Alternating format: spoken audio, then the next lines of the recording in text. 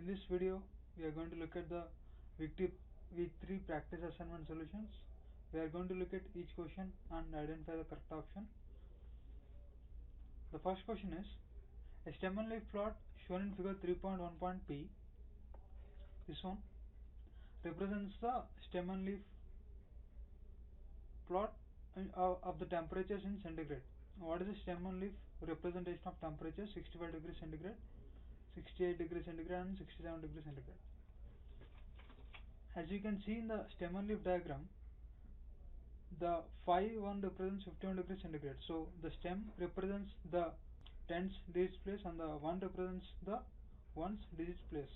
So here 64 represents 64 degrees centigrade, 75 represents 75 degrees centigrade.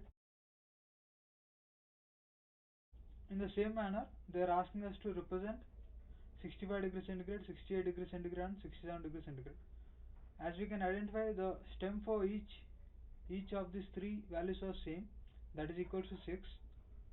The leaves are different. We have 5, we have 8, we have 7. The minimum one is 5. The next minimum is 7. The later one is 8. So the stem and leaf representation is 6, 5, 7, 8. It won't be 6, 5, 8, 7 because the leaves also should be in the ascending order. It should increase like this. So the correct option is B. The next question is, if a sample variance of a data of size 10 is 23, what is the population variance? So what is the formula for variance? Variance equals to S square is equals to x minus xi minus x bar whole square divided by n. Sigma of I equals to 1 to n. If n is the size of the data collected. If it is sample, then this would be n minus 1. If it is a population, then the formula is sigma of I equals to 1 to n xi minus x bar whole square divided by n. This value they have given it as 23, the sample variance, n minus 1. This they have given as 23. Also they have given the size is 10, so n is equals to 10. This implies xi minus x bar whole square sigma is equals to 23 into 10 minus 1 9, that is equals to 207. Substituting that here, since they are asking for population variance, this is the population variance.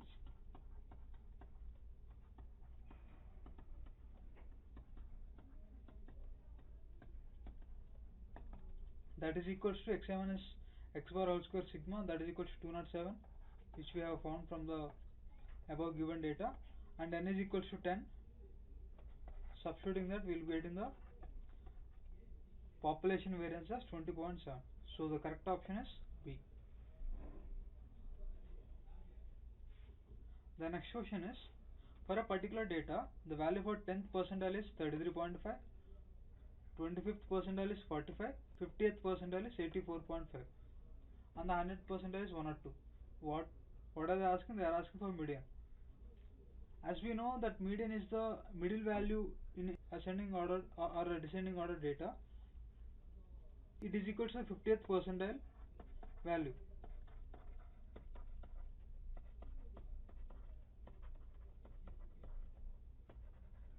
Median is equal to the 50th percentile value. So that would be 84.5. The next question is, the marks scored by a group of students in an exam are given below. They are 110, 20, 50 and so on until 27. They are asking for median of the data. We know that the median is the middle value in an ascending order or a descending order data. Let's arrange them in an ascending order first. Minimum value is 15, this one. The next minimum is 17. Later it is 20. and then it is 21, then we have 26, then we have 27, then we have 30, and so on. We will be having the values of 32, 33,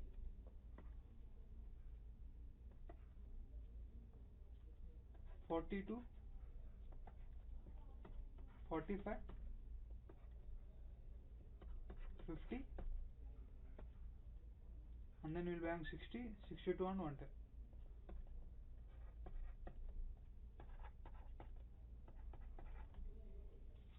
So the number of observations we have here are 1, 2, 3, 4, 5, 6, 7, 8, 9 and 15. So total is 15 observations. Since the number of observations is odd here, so the median would be 15 plus 1 by 2 with observation. So that is equal to 16 by 2 8th observation value in an ordered data. So let us check that 1, 2, 3, 4, 5, 6, 7, 8. So 32 would be the median. The next question is, if each value of a numerical discrete variable is squared, then the mean of the new data is. Let us assume our data is x1, x2, x3 and so on xn. The mean for this, let us represent as mu old, that is equal to x1 plus x3 and so on xn divided by n. Since each value of the numerical discrete variable is squared, the new data would be x1 square, x2 square, x3 square and so on xn square. What is the mean for the new data? It is equals to x1 square plus x2 square plus x3 square and so on xn square divided by n. So based on this, let us choose the correct option. Is equals to square of the whole mean. This is clearly not true, because x1 square plus x2 square plus and so on xn square is not equal to square of this value. So the first option is wrong. Is less than the square of whole mean.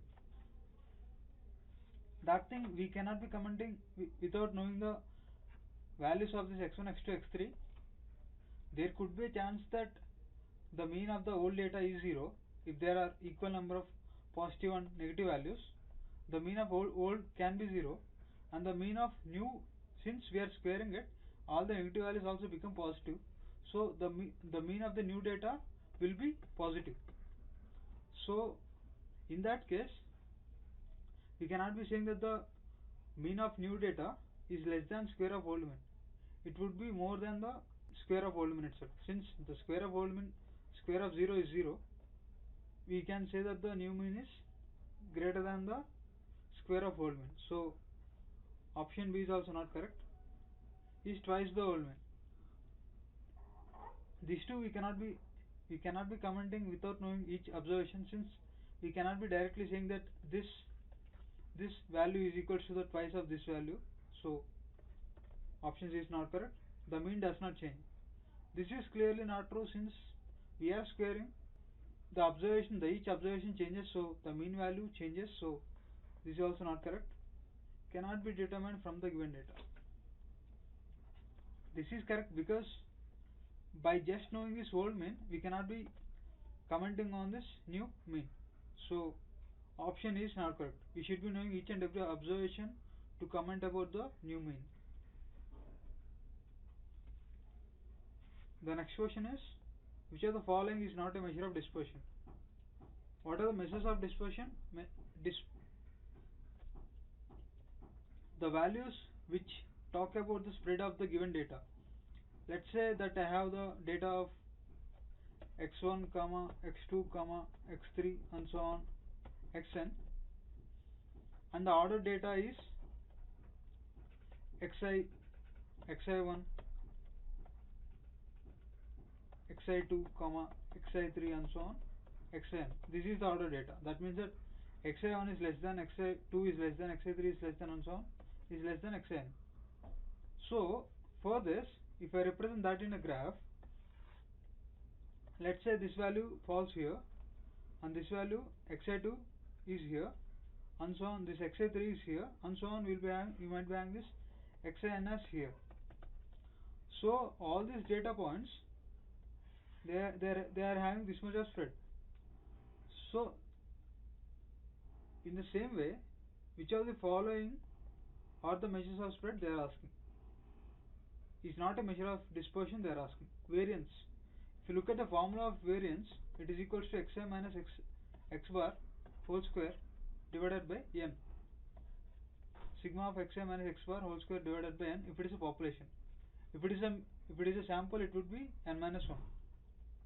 Since we are finding the difference between two terms, let's say the x bar is here, we are finding this is the xi1, so this would be the difference between these two, and so on, the difference between these two, and we are squaring it up and doing the average of it. So clearly we are measuring the spread of this data. So variance is a measure of dispersion, so option A is not correct. Standard deviation is nothing but the square of this data, square of xi minus x bar whole square divided by n minus 1. So standard deviation is also a measure of dispersion, so this is not correct. Mean, if you look at the value of mean, the formula for mean, it would be x1 plus x2 plus x3 plus and so on xn divided by n. Here you are not finding the distance or the spread of the data, so mean is not a measure of dispersion, so C is not correct. Let us look at the last option too. Range. Range is nothing but the distance between the difference between the maximum and the minimum value. Here the range would be xin minus xi1. Clearly this range talks about the spread of the data, so range is also a measure of dispersion, so option 4 is not correct.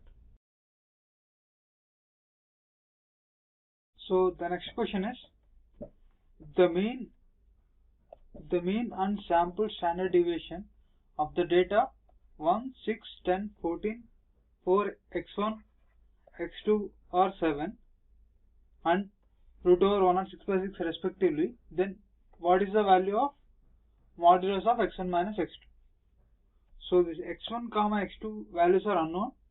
We should be finding those values using this mean and sample standard deviation. We know that the formula for mean is x bar, which is nothing but sample mean, is equal to sigma of xi bar I equals to 1 to n divided by n.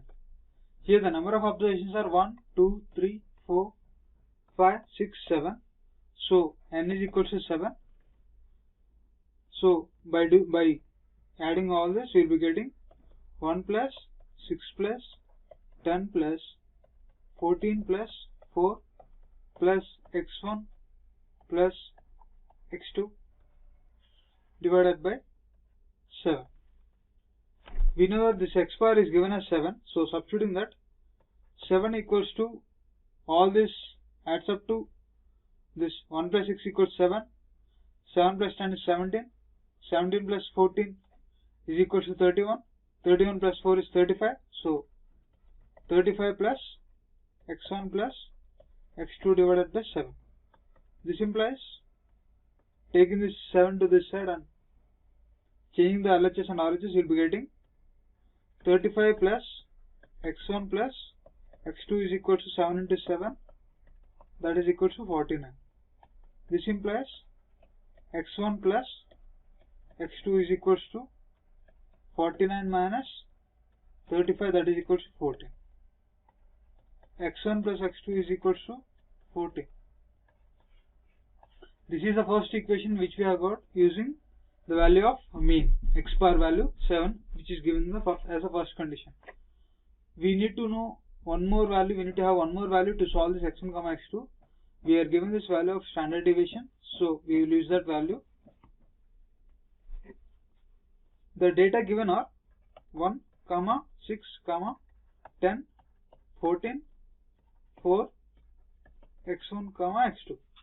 We know that sample standard deviation denoted by S is equals to root over sigma of I equals to 1 to n xi minus x bar whole square divided by n minus 1. This n minus 1 because we are finding the standard deviation of sample where n is the size of the sample. So on substituting that, we will be getting S is given as root over 106 by, that is equals to root over, substituting this value of 1, 6, 10, 14, 4, x1, x2 and x bar equals to 7. On substituting these values, we will be getting 1 minus 7 whole square plus 6 minus 7 whole square plus next value 10 minus 7 whole square plus 14 minus 7 whole square plus 4 minus 7 whole square plus x1 minus 7 whole square plus x2 minus 7 whole square divided by 7 minus 1.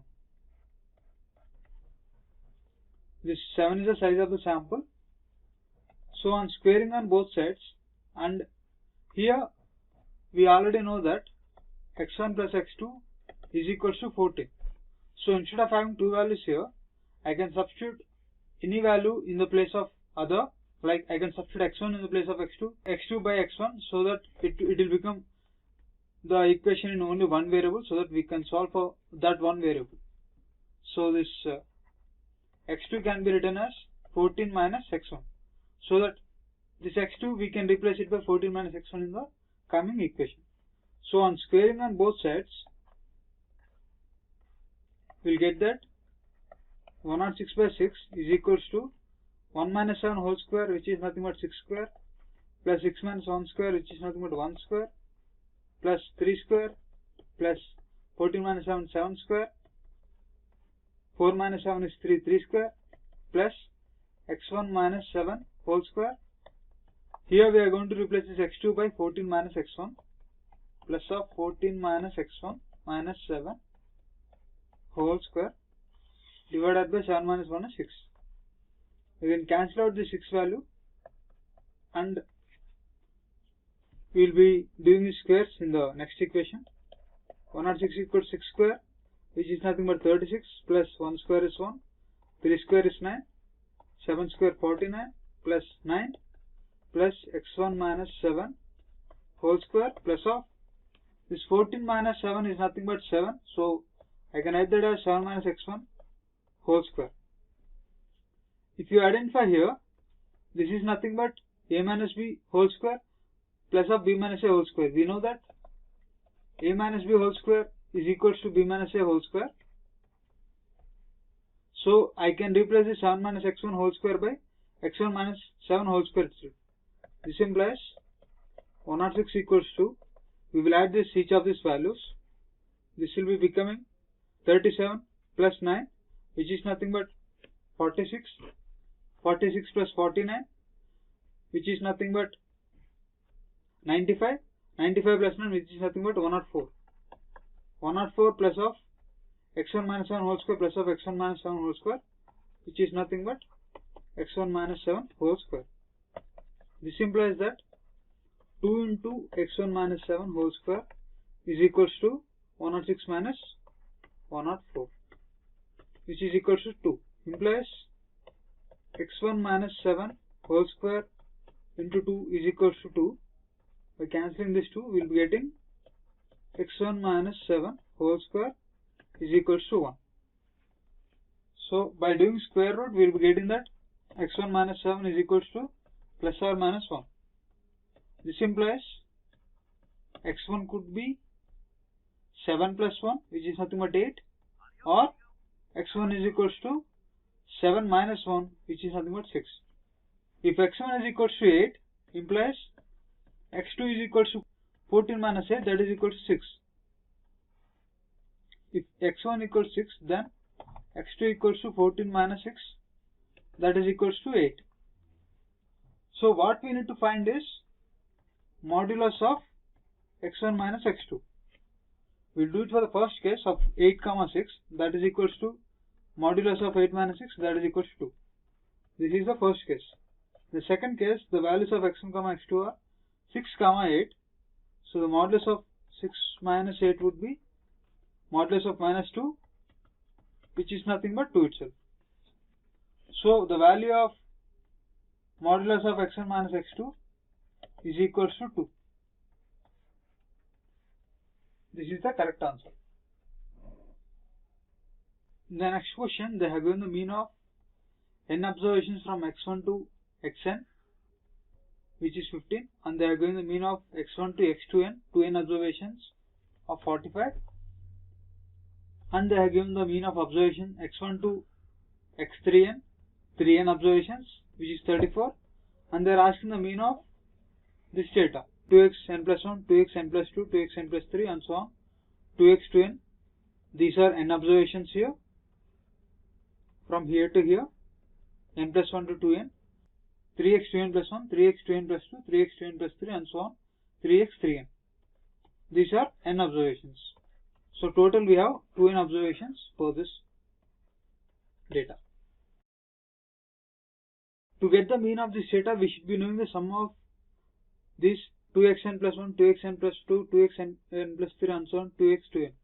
And we should be knowing sum of these two, these also. Later only we can be finding the mean of these observations. To find out this, first we will write down whatever data we have known. From that we will be trying to find this data. The given data is the mean of observation x1 to xn is 15. We can write this as sigma of phi equals to 1 to n xi divided by n, which is nothing but 15. This is the mean of first n observations. This implies the sum of first n terms x1 to xn, which is nothing but sigma phi equals to 1 to n xi, is equals to 15 into n, 15n. This is the first equation. And they are given the mean of first 2n observations is 45. This implies sigma phi equals to 1 to 2n xi divided by 2n, since we are having 2n observations here, is equals to 45. This is the second data they have given to us. This implies the sum of first 2n observations, sigma phi equals to 1 to 2n xi, is equals to 45 into 2n. That is equals to 90n. This implies we can write this sigma phi equals to 1 to 2n as sigma phi equals to 1 to n xi plus sigma phi equals to n plus 1 to 2n xi. We can write this as that is equals to 90n.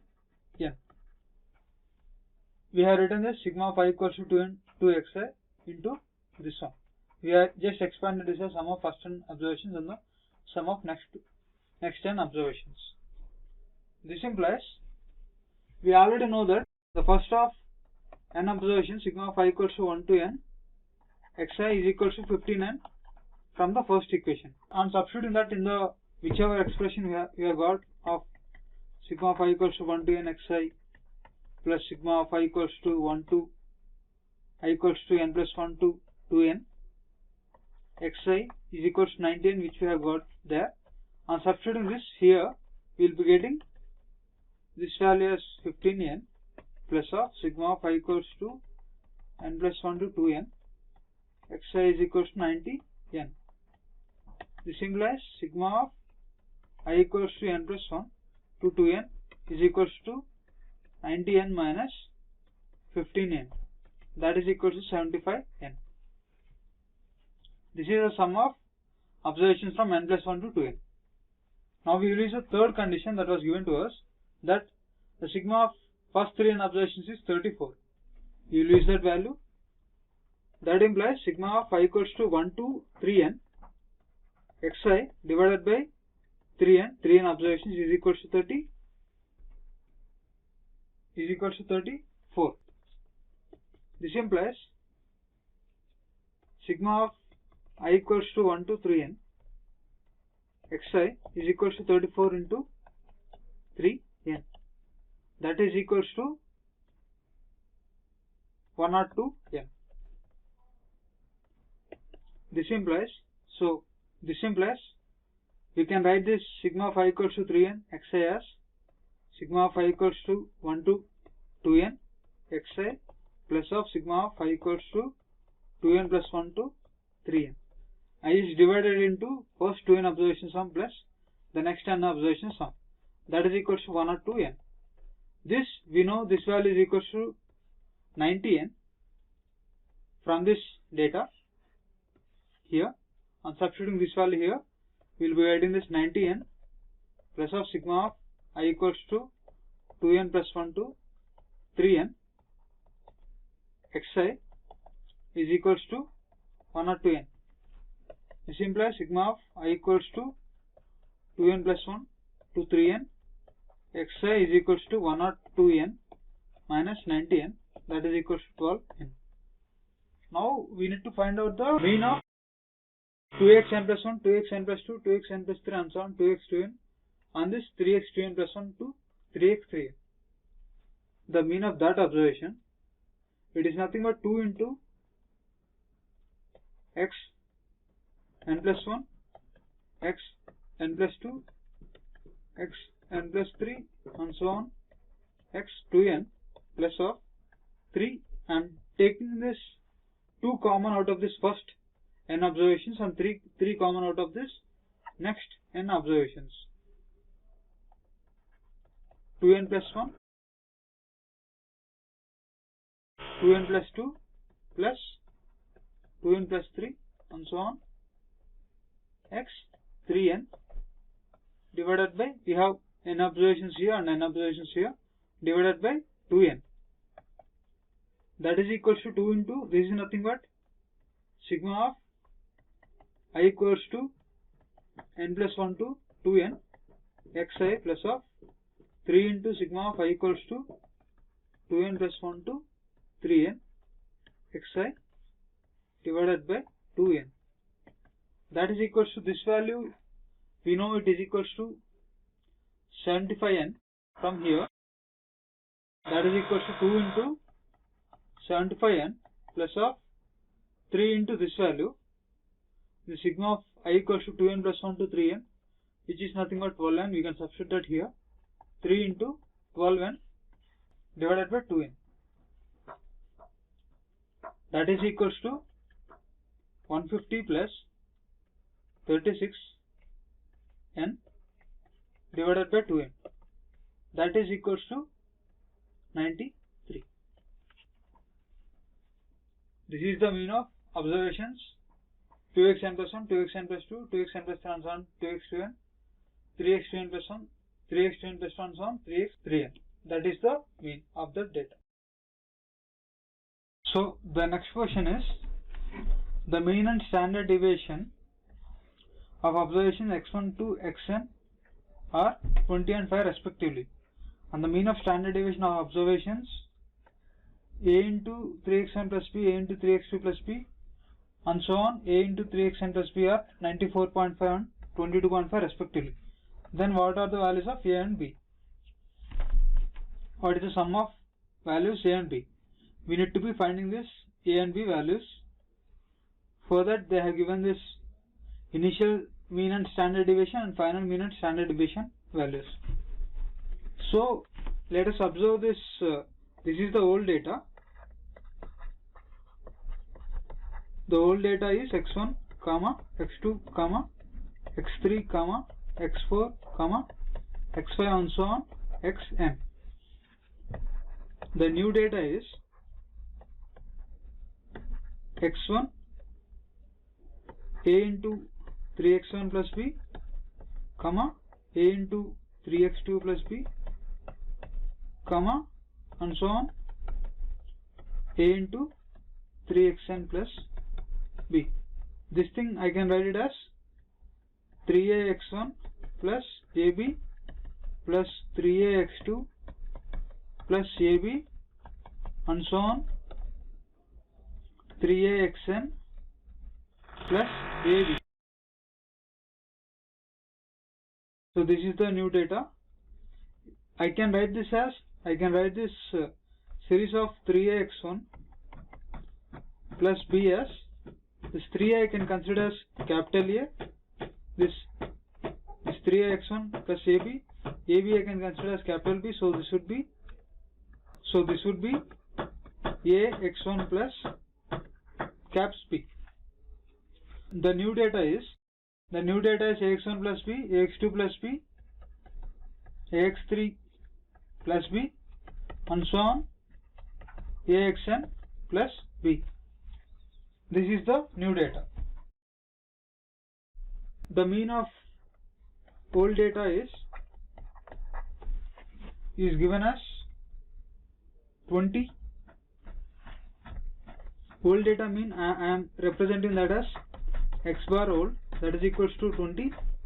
The standard deviation of the old data S old is given as 5. The mean of new data is 94.5 and 22.5 is the standard deviation. 22.5.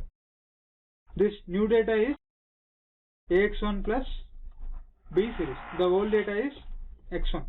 We know that consider this as y1, this is x1.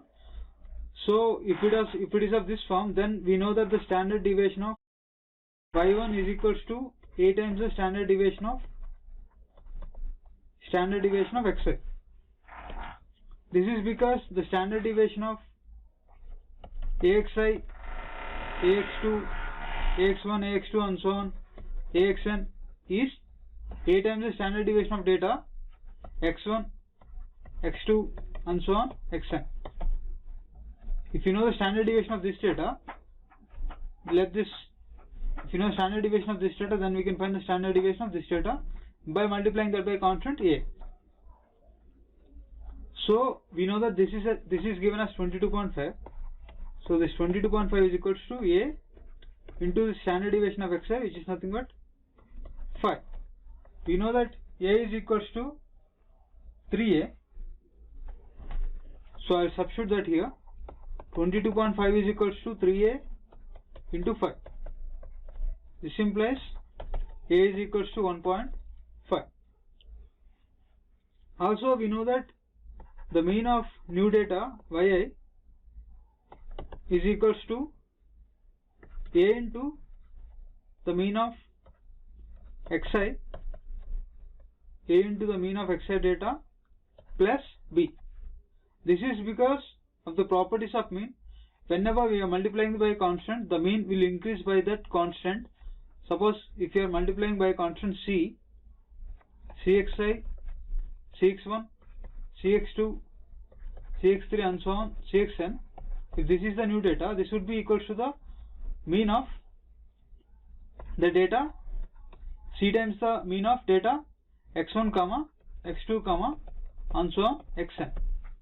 And if we are adding by a constant, then the mean will be increasing by that value of constant. Like the mean of xi plus a, x1 plus a, x2 plus a, x3 plus a, and so on, xn plus a is equals to the mean of the data, mean of x1, x2, x3 and so on, xn plus this constant a. Here this a is a constant. Don't confuse this with this value of a. So this is how we got this. The mean of yi is equals to the a into mean of xi plus b. A into the mean of xi, the old mean is 20. So a into 20 plus b. The mean of this new data is given as 94.5. We already found that a can be written as 3a. 94.5 is equals to 3a into 20 plus b. The value of a is 1.5. If we substitute that here, 94.5 is equals to 3 into 1.5 plus 20 plus this b is nothing but ab. This implies 94.5 is equals to 90 plus ab. this implies AB is equals to 4.5. We already know that A is equals to 1.5. This implies 1.5 into B is equals to 4.5. This implies B is equals to 3. The value of A is 1.5 and the value of B is 3. So A plus B is equals to 1.5 plus 3, that is equals to 4.5. This 4.5 is the correct answer. The next question is the 5-number summary of 99 observations of a numerical variable are given as these values: 25, 35, 47, 56, 78. Based on this information, which of the following statements could be true? What do you mean by the 5-number summary? The minimum value, Q1, Q2 which is nothing but median, Q3 and the maximum value.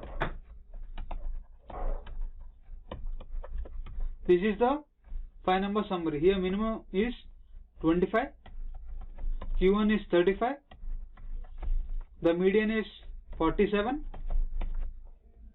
the Q3 is 56, maximum value is 78. This minimum value is the first observation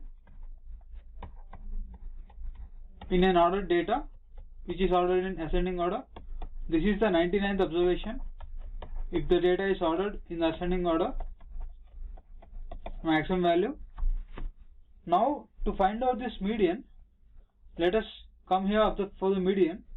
Median would be, since this n value is odd, the median would be 99 plus 1 by 2 th observation, that is equal to 100 by 2, which is nothing but 50th observation in an ordered data. So the value of 47 is the 50th observation.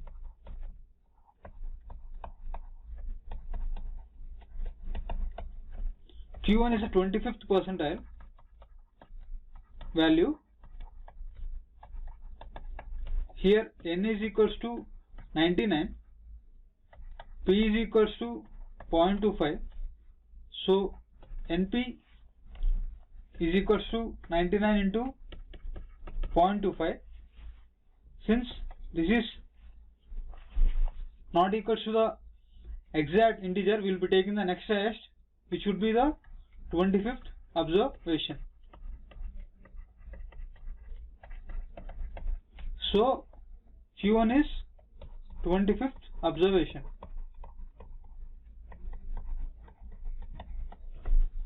Similarly, for Q3 is 75th percentile, n is equals to 99, P is equals to 75th percentile, P equals to 0.75, NP is equals to 99 into 0.75, which would be some value between 74, 75.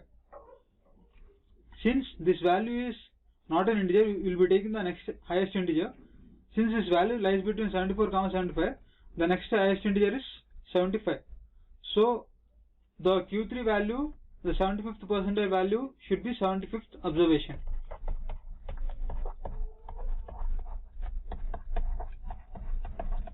This is the data which we know from that given 5-number summary of this 99 observations. So let us see which of the options are correct. The mean of the data is 41.133. They have asked which of the following statements could be true. We don't know whether this is true or not. We'll check this later. Let us go to the next option. The range of the data is 53. Range is maximum minus minimum. 78 minus 25, which is nothing but 53. So option B is correct. Interquartile range is 21. Interquartile range is third quartile minus first quartile, which is nothing but Q3 minus Q1. 56 minus 35, which is nothing but 21. So option 3 C is correct. The mean of the data is 35. Regarding mean, we don't know, we can't be telling anything about the mean as of now. So let us see this option later. The mean of the data could be any value in between the range of this one. the mean of the data could be any value in the range of 41.133, 53.65, 88th percentile is 78. This last option, let us check this. The value of 75th percentile is 56 and 100th percentile, which is nothing but max, is 78. So in between this the data from 76th observation to 99th observation, this is 100th percentile and 99th observation.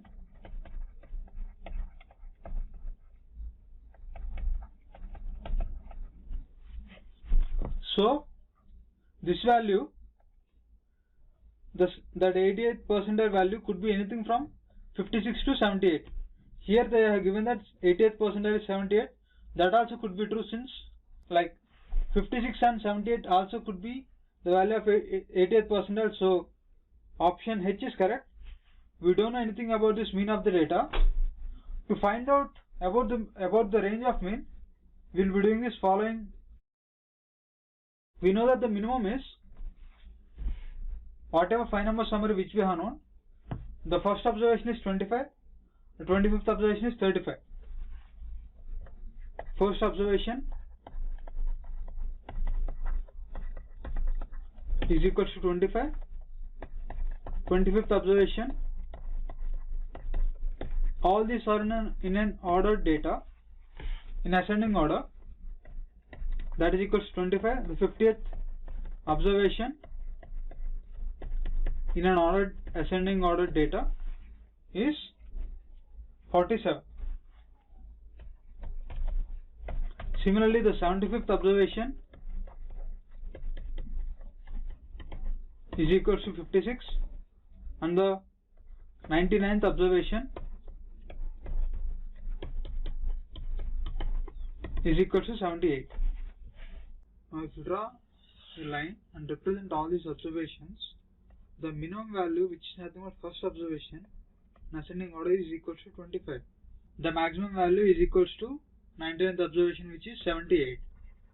In between this we have 25th observation of 35, 50th observation of 47 and 75th observation of 56. We know that this is equals to the first observation, this is equals to the 25th observation, this is the 50th observation, this is 75th observation, and this is 99th observation.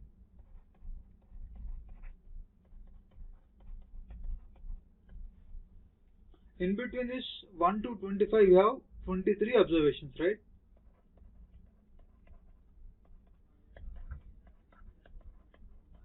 And in between 25 to 50 we have 24 observations, and in between 50 to 75 we have again 24 observations,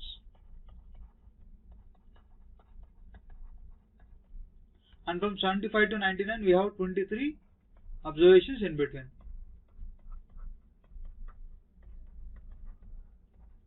So now if you want to look at the for mean value, we want to know the minimum possible value and the maximum possible value.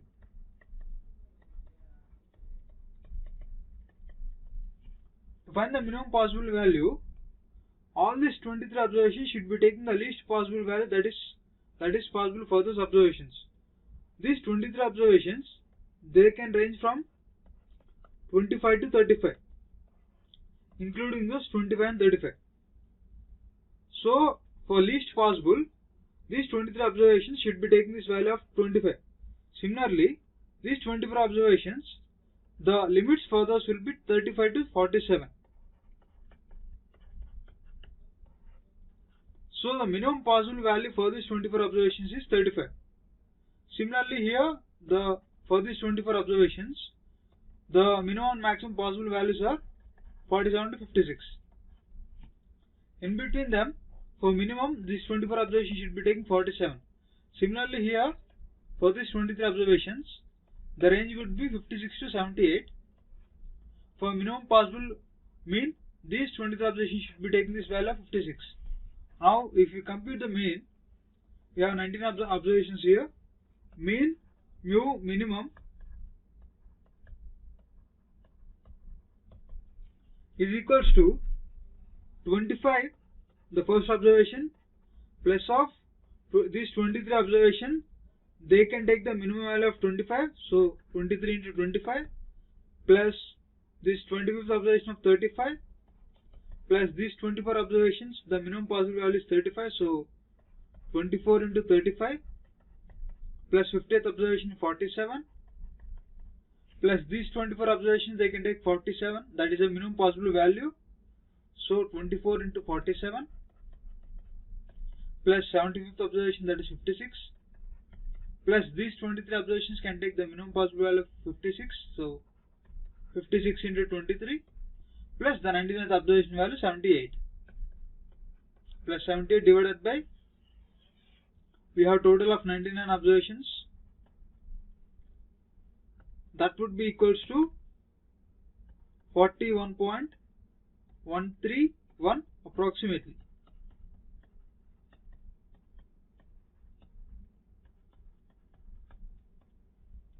Similarly, if you want to calculate the maximum possible mean, mu maximum, these first 25th, 50th and 75th, also this 99th observation values are fixed. Only these 23 observations in between, this 24 and these 24, again 23 here, we should be knowing what are all the minimum and maximum possible values for them. We have found the minimum possible values for them. Now we will use these maximum possible values of 35, 47, 56 and 78 to compute the maximum mean possible. So that would be equals to 25. This first observation we cannot be changing it, since that is the minimum possible value. Later for this 23 observation, they can take 35. So 23 into 35 plus, in between we have this 35, 25th observation, so I will add that 35 plus this 24 observation, they could take the maximum value of 47, so 24 into 47 plus 50th observation, that is median, which is equal to 47, plus these 24 observations, the maximum possible value is 56, so 24 into 56 plus 75th observation of 56. These 23 observations, they can take the maximum value of 78, so that would be 23 into 78 plus the maximum possible value, which is the 99th observation, 78, divided by 99 observations, which is nothing but the total number of observations we have. That would be approximately equals to 53.656. So the maximum possible mean is 53.65. This is the maximum possible value. This is the minimum possible value. So the range of mean should be 41.131 to 53.656. Let's check correct answers. So the minimum is 41.131, the maximum is 53.656.